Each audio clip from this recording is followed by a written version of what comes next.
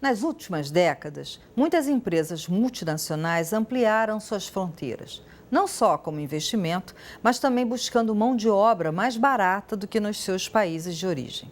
Este fenômeno afeta a China, sim, mas também o Brasil.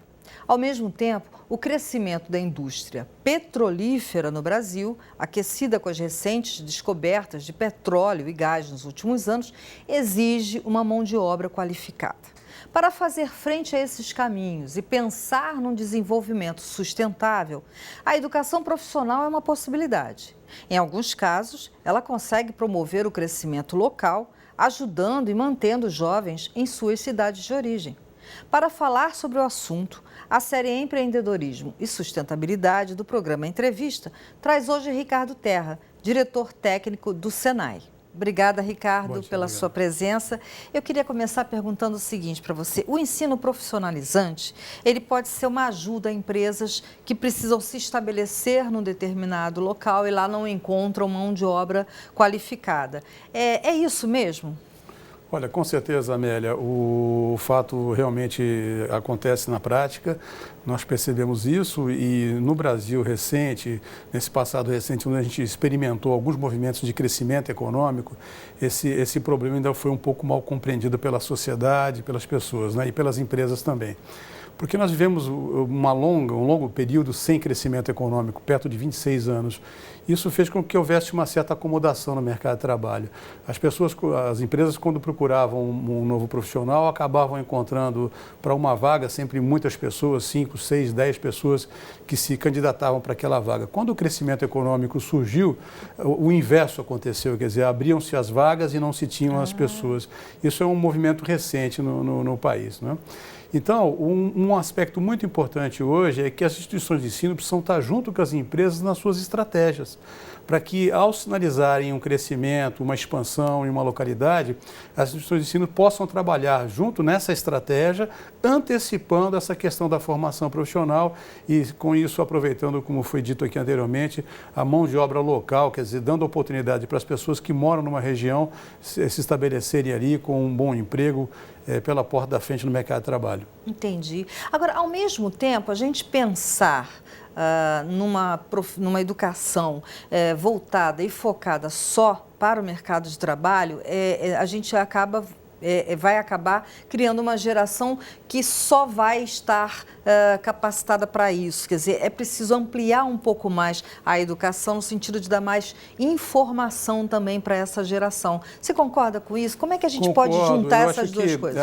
Aí você tocou num ponto, Amélia, muito importante, que é o conceito de educação plena. O conceito de educação plena é quando ele combina uma boa educação geral com uma boa educação profissional, né? E certamente esses aspectos que você destacou, eles estão muito mais presentes na educação geral, onde você tem, na realidade, o estudo de ciências, o estudo de questões que se apresentam ao longo da vida. A educação profissional ela tem uma dinâmica um pouco diferente, ela está muito ligada certamente à demanda, até porque há de se ter aí a formação profissional e a oportunidade de trabalho muito acoplada.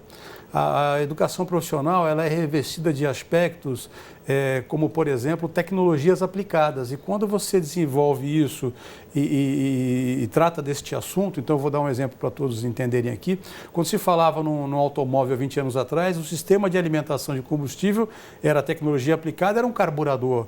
Hoje é um sistema de injeção eletrônica. Então, a educação profissional está muito ligada à oportunidade de trabalho. Quer dizer, você tem que formar diante das tecnologias aplicadas naquele momento, né? Então, ela não é uma educação que se perdura ao longo da vida. Então, há de se trabalhar também no conceito de educação profissional, não só a formação, mas a questão também da educação continuada. Quer dizer, é muito presente isso. A educação geral, ela tem outra característica. Você trata de fenômenos físico-químicos, de questões sociais que se perduram ao longo da vida. Quer dizer, isso não muda, né? Então, esse aspecto que você abordou está muito mais presente na educação realmente geral. E para você ter esse conceito de educação plena consolidado e com qualidade, etc., você precisa combinar certamente uma boa educação geral com uma boa educação profissional. As indústrias, elas têm essa sensação, essa percepção de que é preciso aliar a educação profissional a uma educação mais geral, mais informativa, mais criativa? Elas têm essa percepção? Elas têm. Hoje, as indústrias, inclusive, investem muito nessa questão da formação plena do cidadão, quer dizer, viabilizando através de bolsas, através das suas próprias estruturas. A própria Fiesp em São Paulo tem uma forte estrutura de educação geral, que é o SESI, são um conjunto expressivo de alunos no SESI, mais de 120 mil alunos na educação geral do SESI. E lá na frente, quando os alunos fazem um ensino em tempo integral, 8 horas, na realidade é um currículo de 8 horas, 36 horas semanais na realidade, e quando o aluno conclui o ensino fundamental, ingressa no ensino médio também, nessa escola da indústria, e na segunda série do ensino médio faz uma articulação com o Senai. Quer dizer, então você aí tem esse conceito que eu abordei, está sendo tratado dessa forma. É um exemplo pela indústria paulista, a Fiesp, através do SESI e do Senai de São Paulo, promovem esse mecanismo, dá essa oportunidade aos jovens para que eles possam ter uma educação de qualidade desde as primeiras séries do ensino fundamental e chegando no ensino médio, articulando com o técnico do Senai, né? Uhum. Isso certamente vai produzir, já está produzindo, um aluno mais crítico, um aluno mais criativo, um aluno que tem essas características que todas as empresas precisam e que você abordou aqui, sim, até porque o mundo, a questão do capital humano começa a ser importante e ser um ponto de competitividade das empresas. Sim, com certeza. Eu tenho aqui uns números, Ricardo, que vocês mesmos me mandaram. O crescimento da educação profissional foi de 7,1%, atingindo mais de 1 milhão de matrículas em 2012. Você já fica confortável com essa quantia? Acha que está bom ou há metas mais ousadas e quais são elas? Na realidade, Amélia, o que nós estamos trabalhando hoje, até porque nós estamos com a indústria parada, a indústria não está crescendo, na média, o crescimento industrial está muito baixo, está muito pequeno, né? Então, hoje, o grande desafio nosso não é mais quantitativo, e sim qualitativo. As nossas estruturas, o Senai é fortemente reconhecido como uma entidade de educação profissional de excelência. A gente tem benchmarks internacionais com vários países, Suíça, Alemanha, Ásia também. Mas o fato é que hoje a gente tem trabalhado fortemente já há algum tempo e intensificado isso nos últimos anos, muito fortemente a questão qualitativa das formações, né? Elas precisam ganhar qualidade e, nesse sentido, você precisa ter uma melhor articulação com a educação geral. Por isso o motivo de termos, na realidade, iniciado este projeto em que a gente trabalha o aluno em período integral, no ensino fundamental, no ensino médio e na articulação com a educação profissional. Vocês oferecem esses cursos? Quais são as profissões mais procuradas pelos jovens? Os jovens têm interesse sempre nas profissões de maior apelo tecnológico, isso acaba sendo, de fato, o que impulsiona o jovem Então, os cursos como mecatrônica, área de informática, de tecnologia de informação, telecomunicações, são áreas que acabam, de certa forma, influenciando mais os jovens, né? Mas existem áreas de muitas oportunidades e essa talvez seja uma dificuldade que a população brasileira encontre, que é de perceber claramente, né, quais são as oportunidades do mercado de trabalho. Vou dar um exemplo muito simples aqui que todos compreenderão com certeza. Quase todos os alimentos que se comem em casa são alimentos industrializados. Sim. Mesmo aquela verdura que é lavada e pré-embalada, houve uma manipulação ali, um processo de manipulação. E para isso, você precisa no mercado de trabalho hoje, pessoas na área de alimentos, incluindo operadores de plantas e técnicos de nível médio, tecnólogos, né? É uma área que não tem uma procura muito expressiva por pessoas e é um segmento hoje industrial que está crescendo no país. Por exemplo, do alimento processado. O alimento processado há um crescimento significativo, tem sido essa uma das indústrias que tem puxado a média para cima, né? A manufatura puxando para baixo e alimentos puxando para cima, é um dos setores que e você percebe o que não há uma procura tão expressiva pela sociedade, talvez por falta de conhecimento, né? Sim, com certeza. No meio rural, é mais fácil ou mais difícil capacitar pessoas para o mundo do trabalho, Ricardo?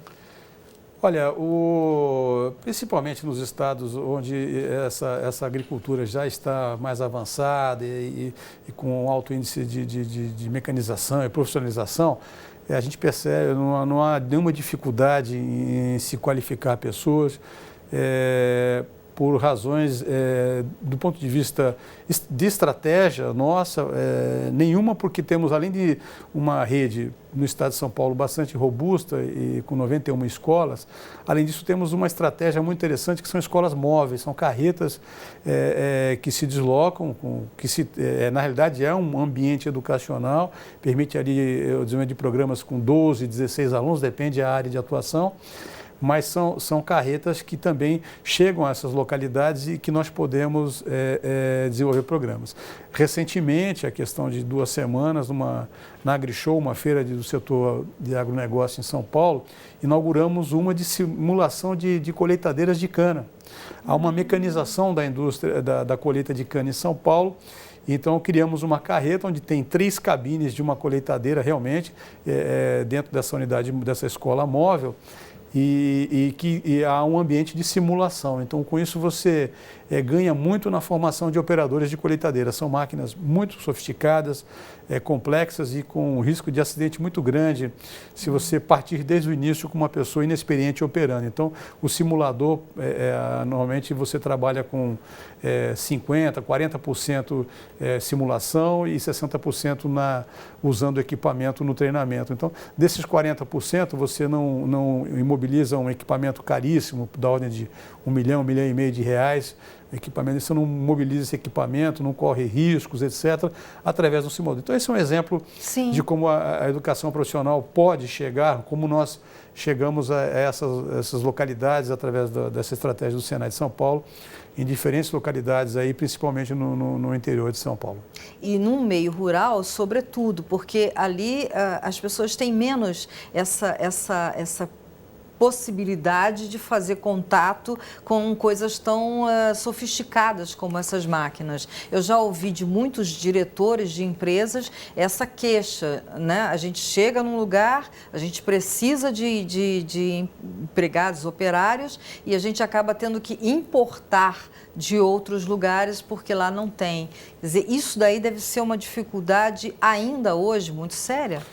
Sem dúvida, ela é séria, mas ela é equacionável, e eu tenho grandes exemplos para lhe dar, até de movimentos expressivos. A chegada de uma grande montadora a São Paulo, numa cidade do interior de São Paulo, uma grande cidade, em que a gente participou desse movimento desde o início, quando, como eu citei anteriormente, da estratégia da empresa. Então, nós tínhamos, na realidade, todo o cronograma de contratação das diferentes ocupações que seriam demandadas por essa empresa, e numa ação antecipatória, em articulação com a empresa, encaminhando engenheiros nossos, técnicos nossos para a matriz dessa empresa, para conhecer melhor essas ocupações, nós nos antecipamos a tudo isso, quer dizer, todas as pessoas da cidade e da região foram aproveitadas com essa grande oportunidade dessa montadora chegando. Isso é que é bom, porque é o que se fala de um desenvolvimento sustentável, né, Ricardo? Com certeza.